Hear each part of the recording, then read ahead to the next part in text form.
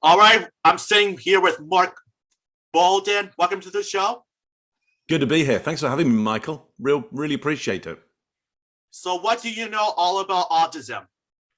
Well, not as much as you, that's for sure. So, so I'm here to find out from you. But here's what I do know. I know that many people with autism have some really special skills, some really incredible abilities. I think, as I understand it, there's some barriers as well that they come up against in all kinds of situations.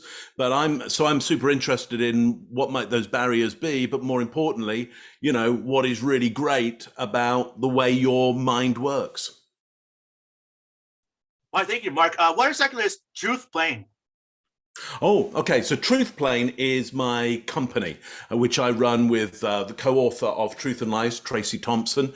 And we help people all over the world to stand out, to win trust, gain credibility every time they communicate, and including some of the leaders of the G7. So we're a company, but also the TruthPlane is a technique. It's a technique of winning trust and credibility with your gestures.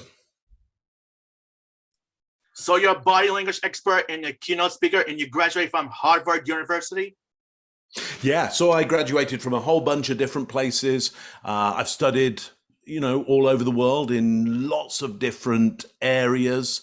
I'm always really interested in learning new stuff, but by no means do I think going to a university or studying there is the best thing to do. Actually, most of what I've learned recently has been talking with people out there in the world who have their own ideas, their own skills, their own experience. So there's lots of places that you can learn. So what exactly is National Communication Cultural Association of Canada?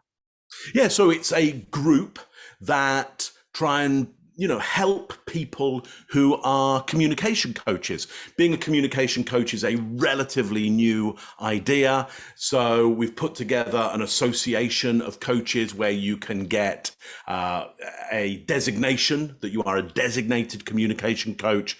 And so people can understand that you really know what you're talking about, just like somebody like me. Okay, what made you want to be a keynote speaker, and what are your own achievements?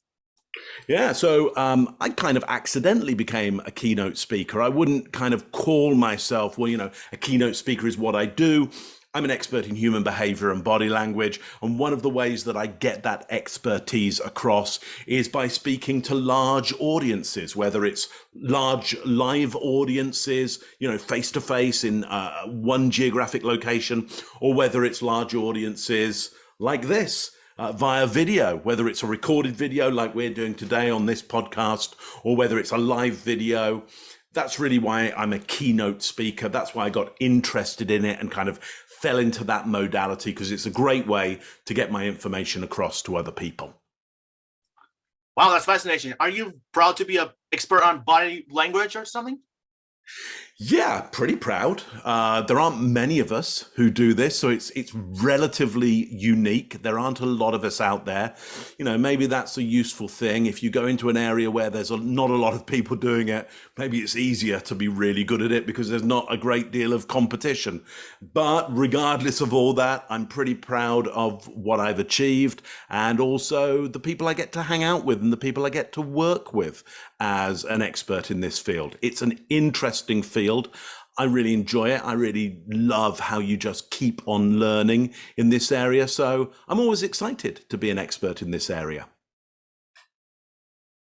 That is very brilliant. Speaking of, what your early days in college and university was like? Well, that's a really good question. Okay, so I studied actually at what had been a large stately home of England, which then became the centre for a certain area of the intelligence service in the UK.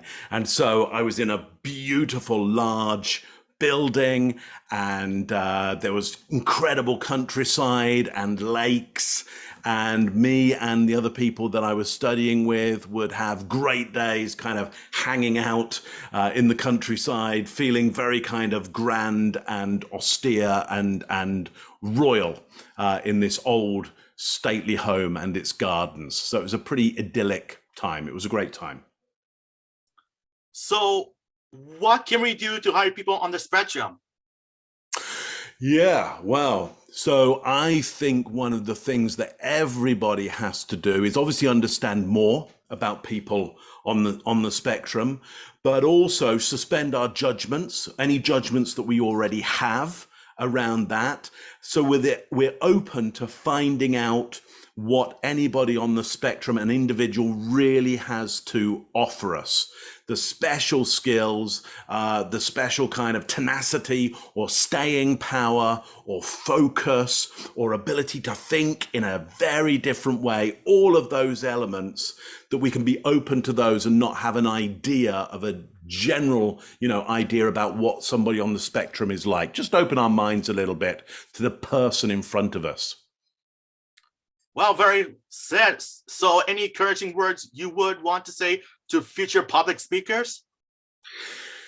Yeah, keep on going. Just keep on doing it. You only get better by, well, you can train. Look, you can get better quicker by training, but also there's just the thing of keeping on going at it and also letting people know that that's what you do. The more you let people know, hey, I'm a speaker, I speak, the more they'll go, hey, I think I've got an audience for you. So keep on going, keep letting people know that's exactly what you do.